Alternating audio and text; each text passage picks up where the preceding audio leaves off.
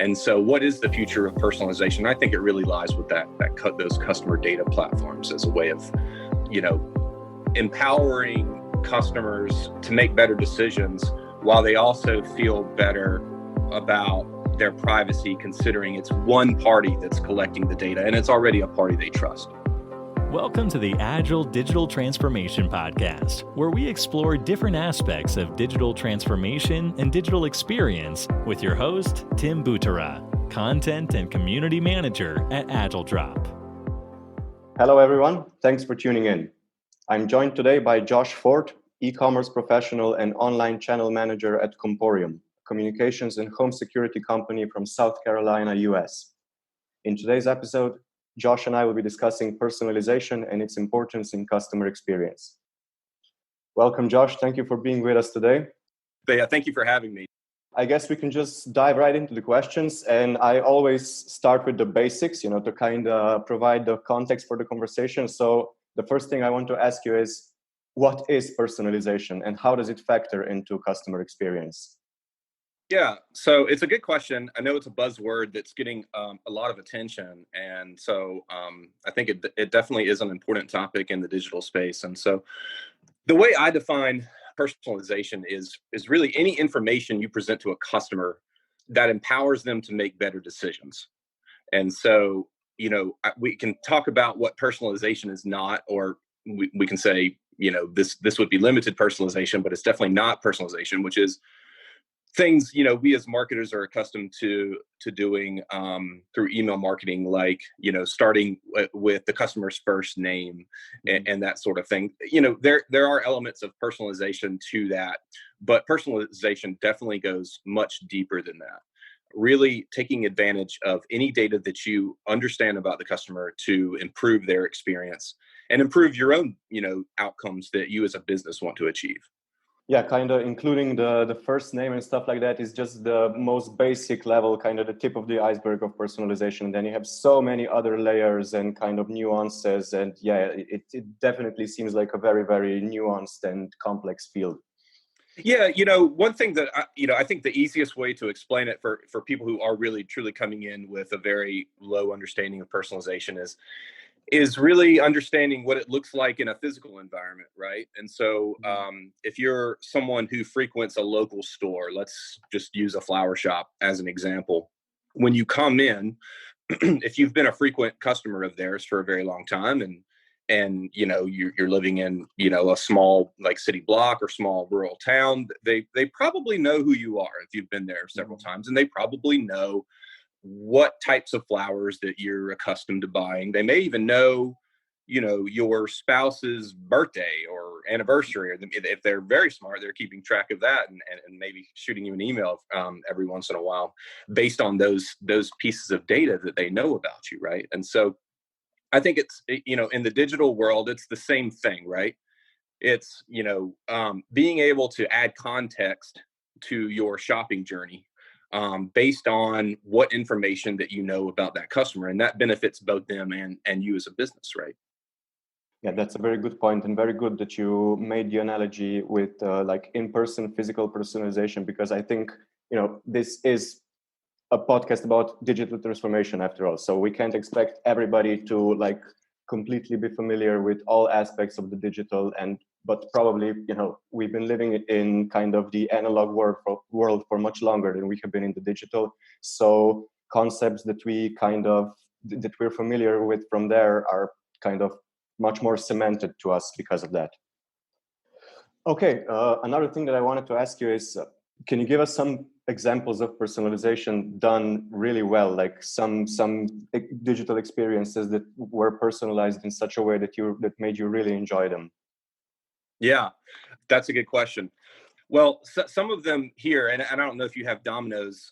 We have Domino's here in the States, major pizza chain, and they were really good. They were one of the first, I think, mainstream companies to really take advantage of personalization at scale, right? And so we, in the States here, they have what's called Pizza Tracker. And Tim, I don't know if you're familiar with that, but, we used to order pizzas and then we'd wait, all right, well, it's 45 minutes. They said they'd be here in 45 minutes. They're not here yet. And then an hour goes by and you're still, oh, where's my pizza, And so they realized that was a pain point, a piece of friction for their customers. And so they introduced this thing called the pizza tracker. So from the moment you actually purchase the pizza all the way until the time it reaches your door, you know exactly where your pizza is. I've always thought that was really, really cool. And I think forward thinking for Domino's.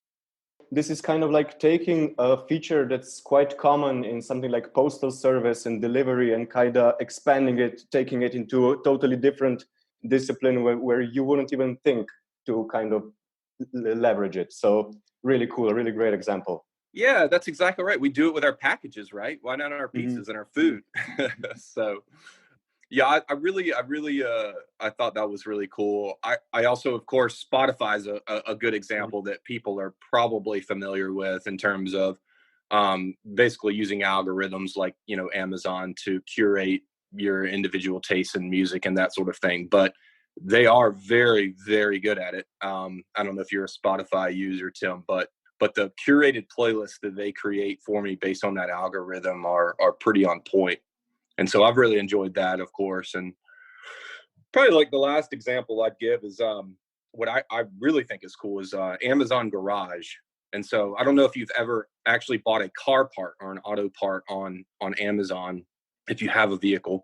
But what's really neat about the shopping experience in Amazon, because I buy so many parts, I try, honestly, not with YouTube. I try not to go to mechanics anymore or as little as possible, because some of the small things you can figure out how to do now yourself. And so I buy a lot of auto parts from Amazon. And what you can do in Amazon is actually enter in your car's details, right? So the make, model, year. And what Amazon does is it actually stores it for you. So next time you go looking for windshield wipers or spark plugs or whatever it might be, Amazon knows what vehicle that you have and isn't going to present any products that are available outside of what can work for that make and model vehicle. And so that's taking data, right, about a customer and essentially, I guess, curating or personalizing that experience so that all the noise of parts that you're used to having to sift through just gets completely removed from the buying process. So I've really enjoyed those three. I think those are personally my favorites. Yeah, those are some really great examples, Josh. I kind of wanted us to maybe mention music streaming services, like you mentioned Spotify, and I, for one, was really, really satisfied with the YouTube recommendations. I've discovered so much amazing music just based off, autoplay or recommended music on YouTube, and also maybe some streaming services or kind of video related content such as Netflix, but more so, I think I enjoyed the personalized experience of IMDb even more than Netflix. Tell me about that. Well, it's like you check out a series and then you have or a film or whatever, and you have a section that has maybe like 6 or 9 boxes, and it's just like the same thing as Amazon would have under customers who bought this also viewed.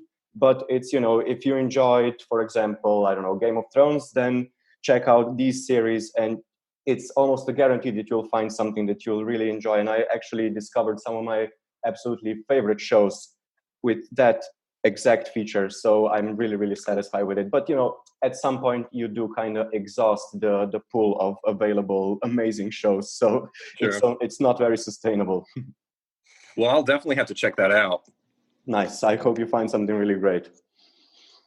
Yeah, you mentioned Spotify algorithms before, and that's the next thing that I wanted to talk about. Like, how is personalization achieved? What tools, what kind of software is used to personalize digital experiences?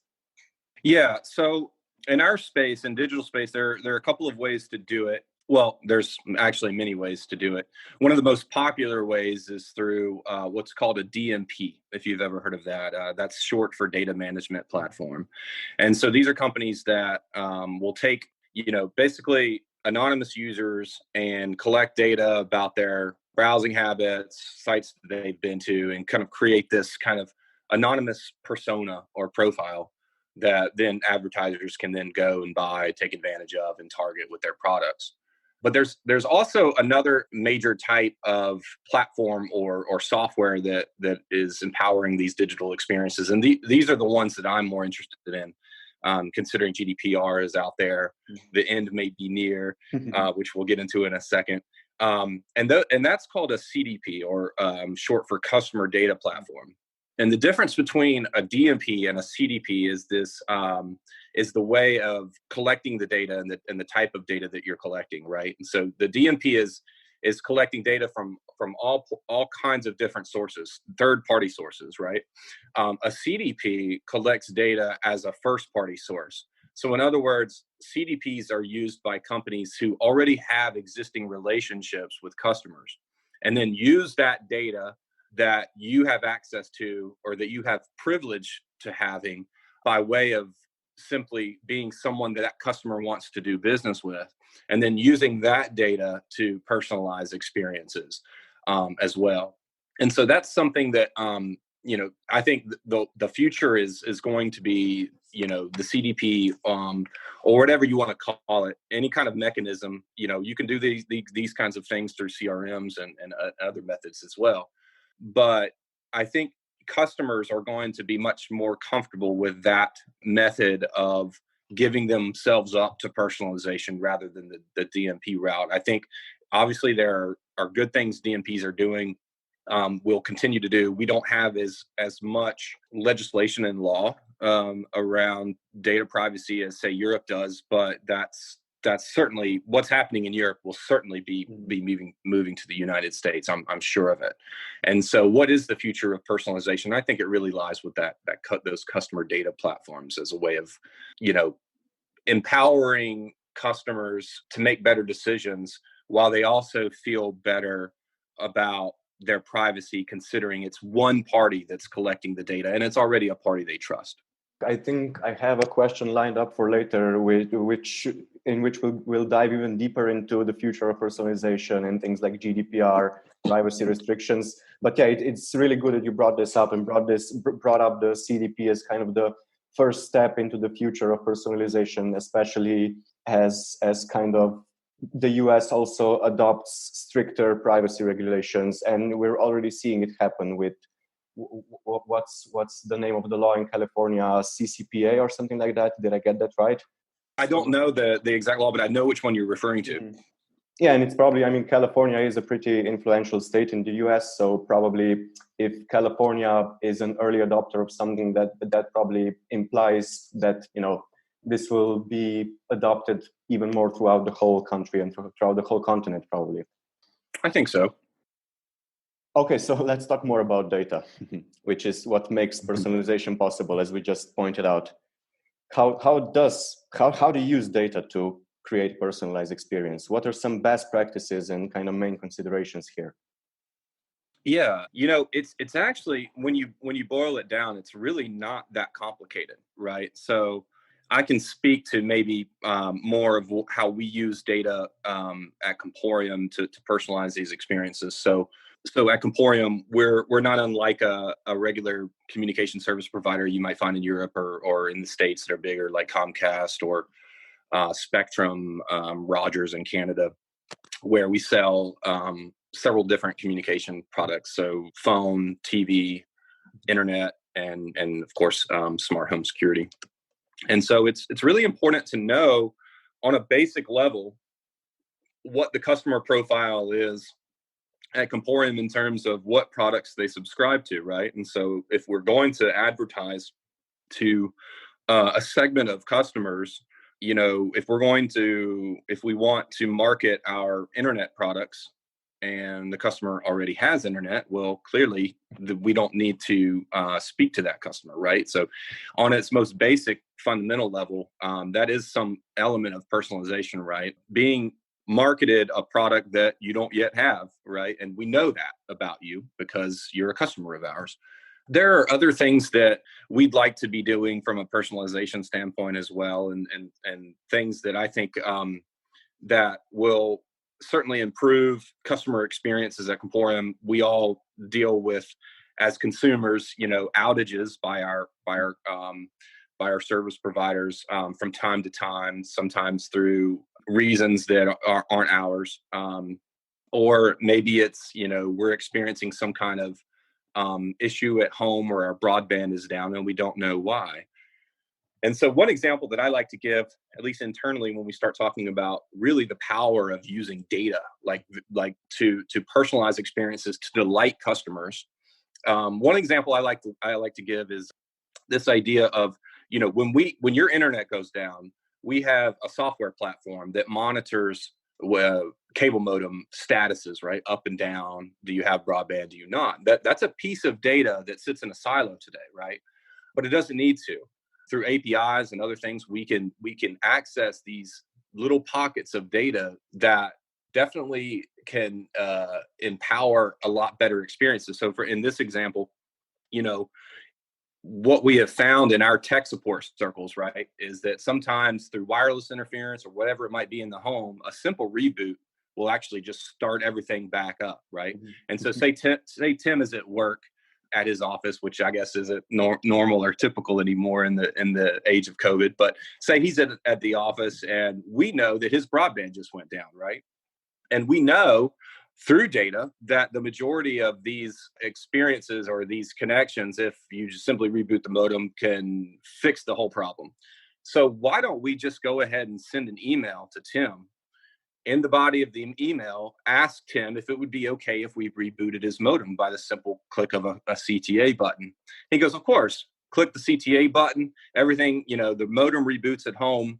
And then by the time he gets home, he doesn't have that negative customer experience when he just wants to get on Facebook or Twitter or Instagram or whatever, or IMDb in your case, to search for a movie, because his internet is now back up and live. And so those are little data points all across some of these different siloed platforms that we can use at our advantage and at the customer's advantage. So he has a delightful experience in troubleshooting his internet versus coming home and then having to, whether it's get on the phone with tech support, something that's just going to be an inconvenience for that customer. Yeah, and it's actually, it doesn't just eliminate the bad experience. It actually turns the thing completely around and turns the bad experience into a delightful experience, as you put it, Josh. And that's why I really love this example.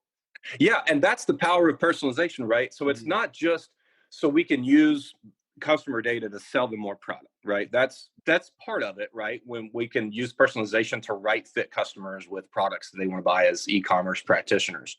But it's also delighting, the customer in other ways that don't have anything to do with sales, whether it's customer service or experience or that sort of thing. Or in this case, really using that as an opportunity to what could go south and create this bad experience for this customer in the overall, customer experience rating in that customer's mind about how much they're enjoying doing business with you as a brand.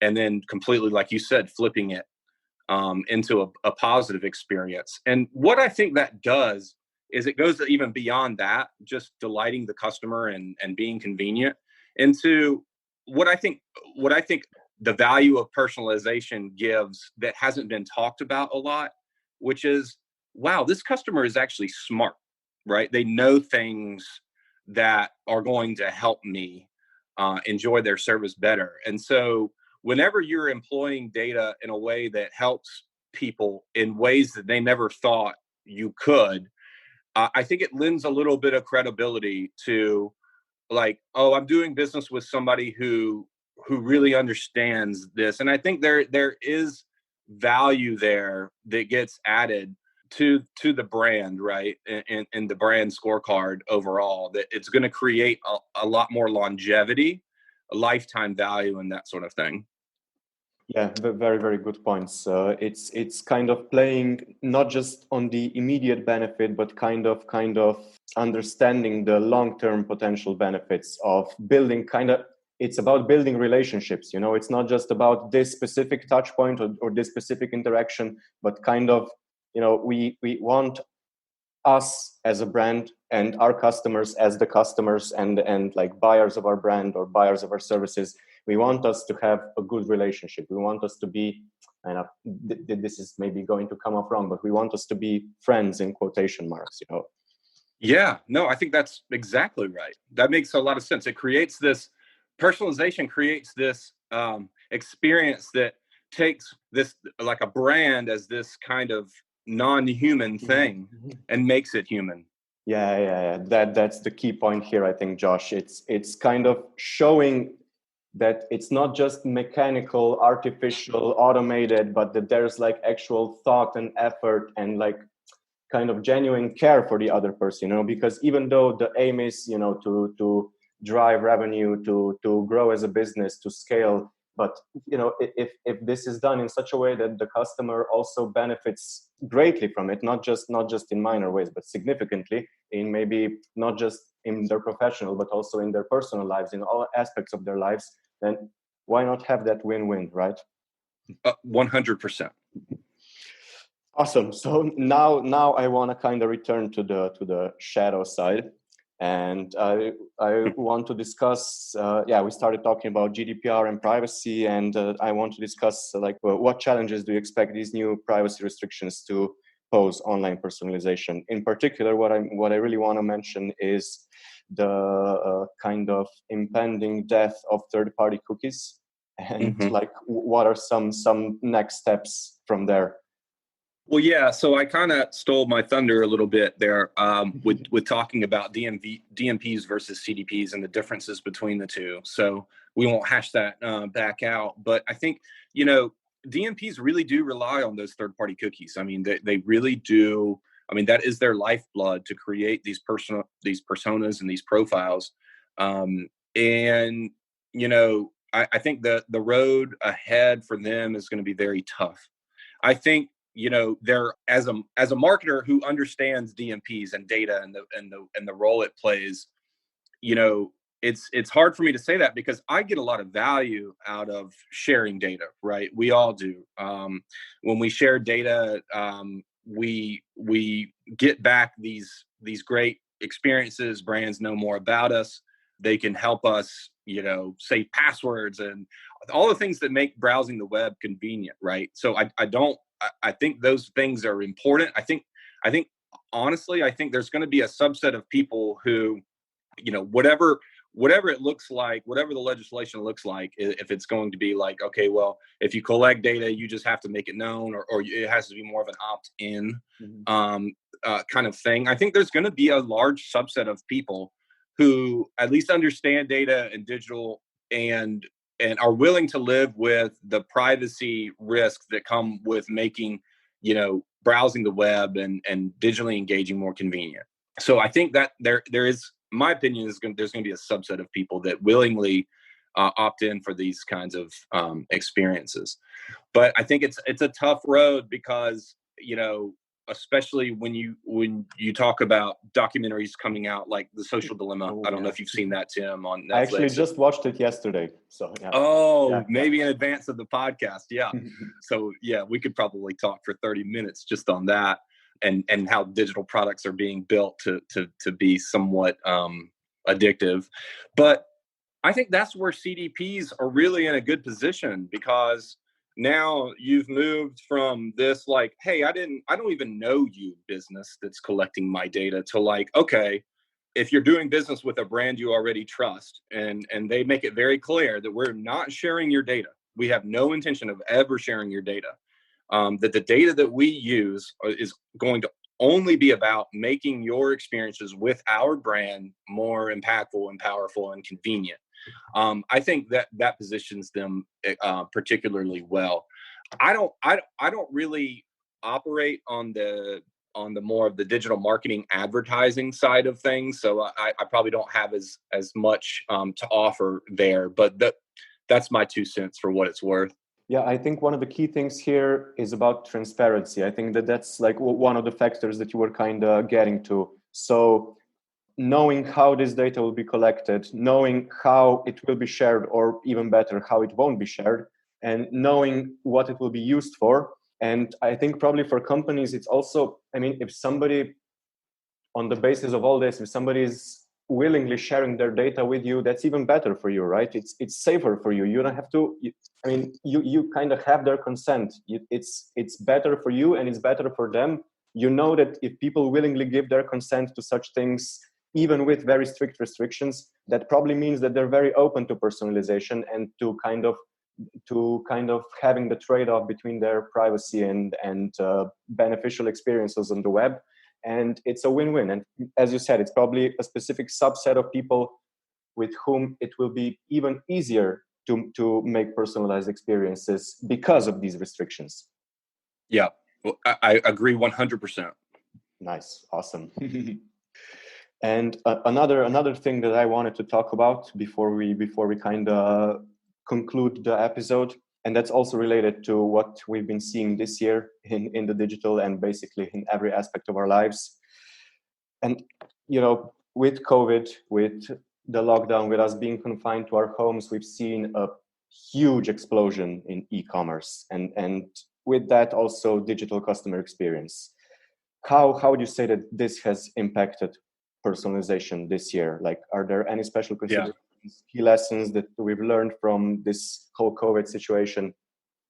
Yeah, I think right off the bat, I was reading something by McKinsey and Company, the consulting firm, that they predicted that we have accelerated digital transformation by 8 years in the short time we've been dealing with COVID this year, and that's quite amazing. And so, I think, it really, the personalization piece, where, physical stores and brands have been investing in personalization for a while, right? And so when you're moving from physical into digital, people are going to expect the same experiences. So I think that's part of it. I think one thing that I'm very keened in on is the different types of demographic profiles now coming into your digital experiences, because they don't have the ability to interact with you as a brand in any other way, and being sensitive to people from different backgrounds who may not have, thought of digital as their first line of doing business with a brand. Now all of a sudden are forced or thrust into having to do that and being sensitive to that. So, more elderly folks, coming from walking into a physical location, in our case, a physical branch, into our website, and making sure that these experiences are truly optimized for all kinds of different kind of tech savvy backgrounds, right? So that's very important. I think what's really exciting is because you have all of these people moving online, you're all of a sudden there's an influx of volume of data, and right. And so as someone who works in digital analytics and digital space, that really excites me, right? Because now your sample sizes are growing larger, which should mean that you're able to understand your customers a lot better and their needs and what they want, and that sort of thing. So, I think those are really the two things for me. This is a new world. I mean, it's not like we've let the genie out of the bottle now.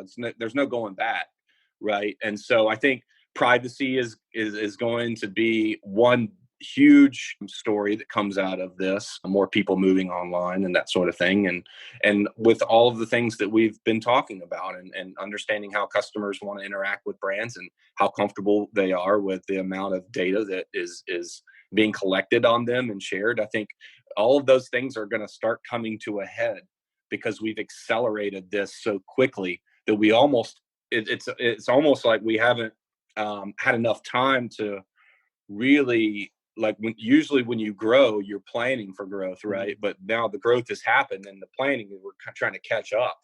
And so I think it's going to change a lot for a lot of different brands, where especially those brands that haven't really embraced digital transformation. Luckily, we were in a position where we had really started seriously investing in our digital channels within about 3 years, or 3 years ago. And I feel for those brands that haven't been investing as much in those digital transformation projects that are trying to catch up now with the influx of people wanting to do business with them in different ways. Oh, thanks, Josh. Those were some really key insights right there at the end. I'm really happy that we get to finish the episode on such a strong note. It's been a really, really great conversation. I really enjoyed speaking with you today. Just before we finish, if people want to reach out to you or learn more about you, what's the best place where they can do that? Yeah, I'm just on LinkedIn. I don't have a website. Josh, Josh, last name is Forte, Forte, and you can do a search and find me on LinkedIn. And Tim, I'll say I really enjoyed talking with you too. I really enjoyed talking with like-minded practitioners, and so I could do this for hours. Yeah, I think as you said, we could probably just talk about the social dilemma for upwards of an hour now. And I mean, we can still do that sometime, right? For sure, absolutely. Let's definitely do it. Okay, I'll hold your word for that. Okay. Thanks again, Josh, for this really great conversation. And to our listeners, that's all for this episode.